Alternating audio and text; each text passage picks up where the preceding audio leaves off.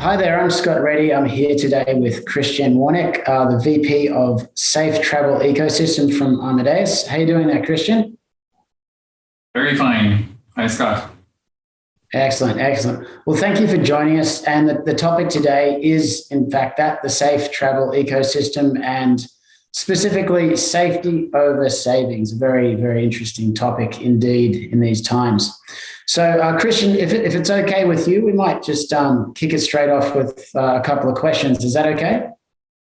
That's okay.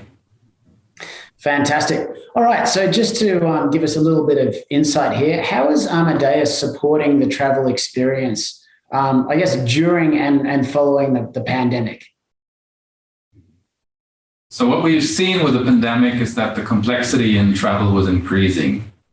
So the countries have put in place complex travel rules, travel restrictions, which were frequently changing. There are countries who have changed since the beginning of the pandemic their travel restrictions for more than 100 times.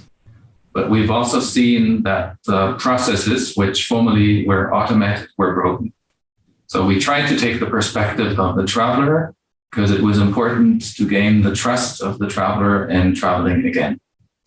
So with the perspective of the traveler, we tried to have digital solutions along the traveler journey, which remove the friction of travel. And this is what we call the safe travel ecosystem. And it is an ecosystem because it's nothing which Amadeus could do by ourselves alone. We needed to have partners with these new players like health requirements in travel, which haven't been there before. And that's what we call it, safe travel ecosystem. Fantastic. And definitely seen a shift towards traveler centricity and safety in these times, for sure. So I might just see if we can dig a little deeper here and if you can tell us what exactly is the safe travel ecosystem and I guess specifically in these times as well, why is digitalization so critical for this solution? So the safe travel ecosystem is a set of digital solutions along the traveler journey to remove the friction the pandemic has put to travel. And let me start with the first area, which are the travel restrictions.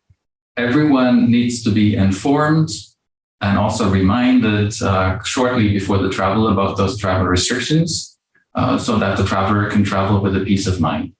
We've taken a partner for the travel restrictions, which are updating the regulations several times a day, and have integrated this one source of truth in all our touch points, which we have at the travel. For travel sellers, the retail travel agencies, the online travel agencies, airline call centers, our corporate booking tools, and our mobile apps for the traveler itself. So in all of these products, you have the same source of truth of travel restrictions. You have them in two ways. You can search for a country and the restrictions, or you have a journey which you are searching for or booking. And on the click of a button, you get the travel restrictions, which are exactly matching this journey. So that's the first set of solutions which we've done. Mm-hmm. The second one is verification of health documents. And here digitization, as you can probably understand, is super important because test results could be faked. Vaccination certificates were not existing at the beginning. So what we put in place is a verification of health documents integrated in the airline app at the time of self-service check-in, because that was also a broken process and created too long queues at the airport. So by doing that, we enabled the traveler to upload a document, scan a QR code, or take a photo of a piece of paper. And then we validate those documents against the rules, which we take from this one source of truth, which I mentioned earlier. The documents can be a list of documents. So some countries have test and vaccination and a pre-trip registration. So at self-service check-in, we generate a kind of task list for the traveler so that he can get those tasks done one by one and get verified. This leads to an okay to travel and avoids travelers queuing up at the airport And we've done more than 12.5 million verifications from the start, mid of last year, 1st of July until now. The third area of solutions is at the airport. So in the beginning, we thought that people may not want to touch touchscreens. So we had remote control solutions in there. But what we've seen now is, as we all know, that touching touchscreens is not getting you the virus, is that we do have self-service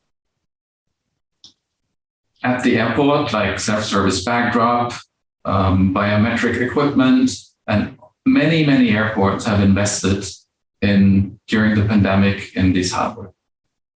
And the last area of the solution is that we help travelers finding test centers at their destination. So at their origin, they know where to go. You know the test center around you. But if you're flying to, let's say, Mexico City, you may not know where to find a test center.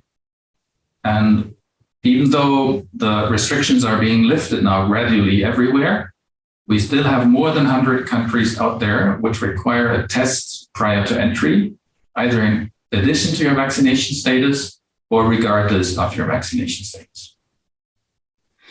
That's fantastic. I think what you mentioned there about people being frustrated and kind of confused at airports, I've definitely experienced that over the last 12 months. And I think that's a fantastic concept as well. When you land to your destination, trying to find out where to go to get a test is a challenge sort of on top of the travel itself. So that's a really, really interesting concept.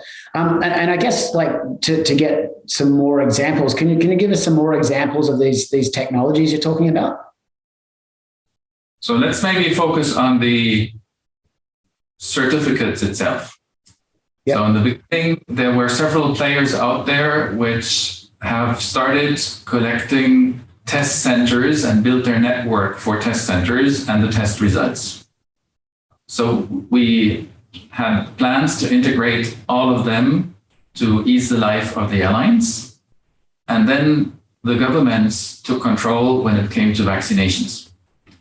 And those providers went partially out of business. Others are still there, like the IBM Health Pass, which we have integrated, but others have simply given up during the pandemic. But what the governments did was putting a framework in place for a digital version of a vaccination certificate, which is digitally signed and therefore can't be tampered with.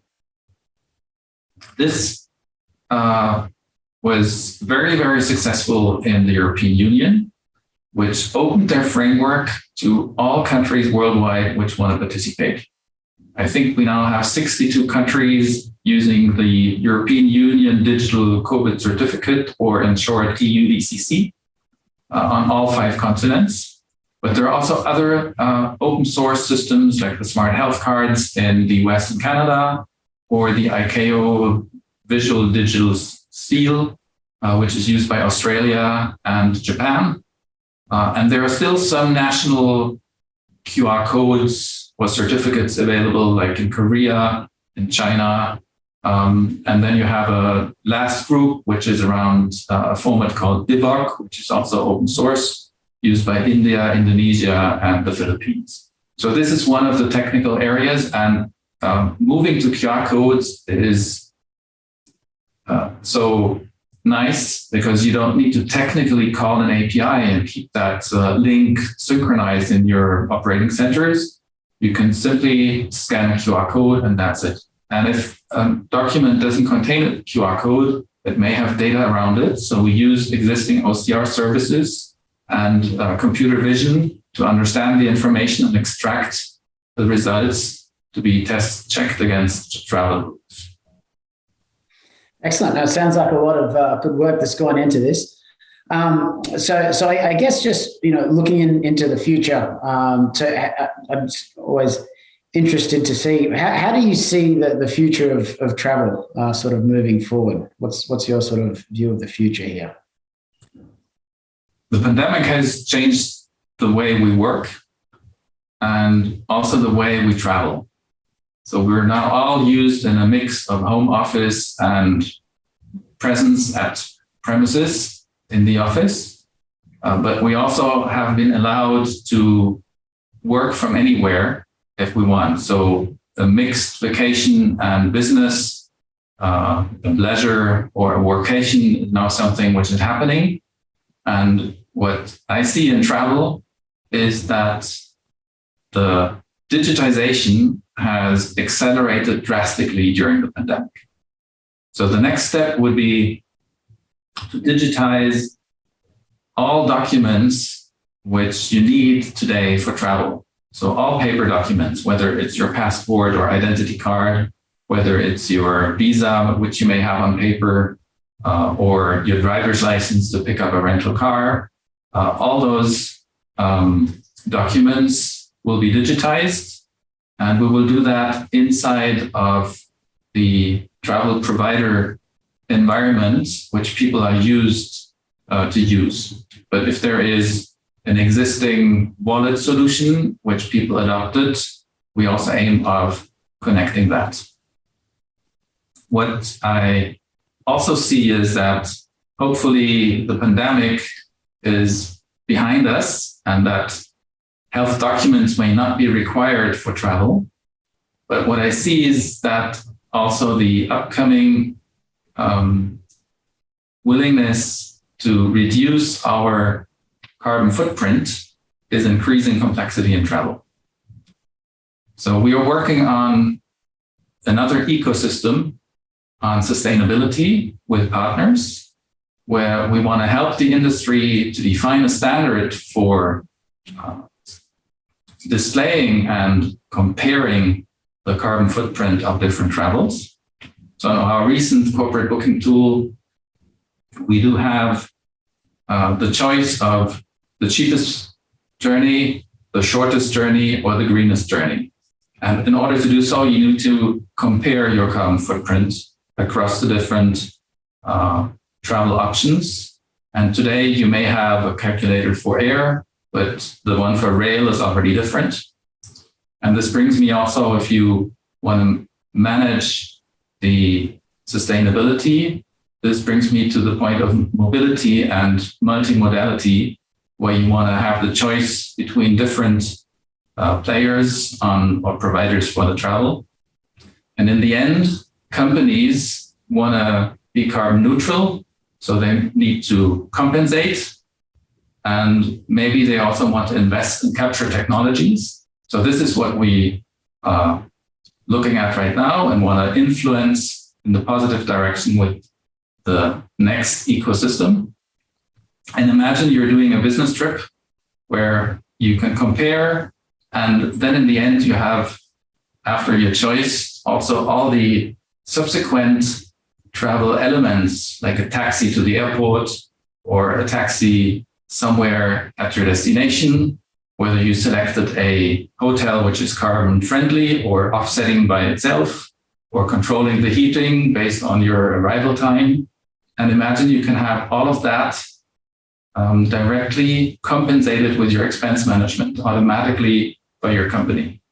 Wouldn't that be cool? That's fantastic. No, I couldn't agree with you more. And there's so many conversations that we're having with our customers about, sustainability, how to deal with it, how to navigate it. And I think a lot of companies wanting, these sort of solutions that integrate within their program and business as well. So no, that's fantastic. And as you said before, I think, I hope that a lot of these health, regulations go away, but as they say, hope's not the best strategy. I like what Amadeus is doing a bit more to actually plan for it and leverage technology so that we can navigate the situation as we have to moving forward, so we can all get back to travel. So that's fantastic. So Christian, thank you so much for your time. I really appreciate it. Great insight and very, very excited to see what comes out of this moving into the future. So thank you so much. Thanks for your time. Thank you very much. My pleasure.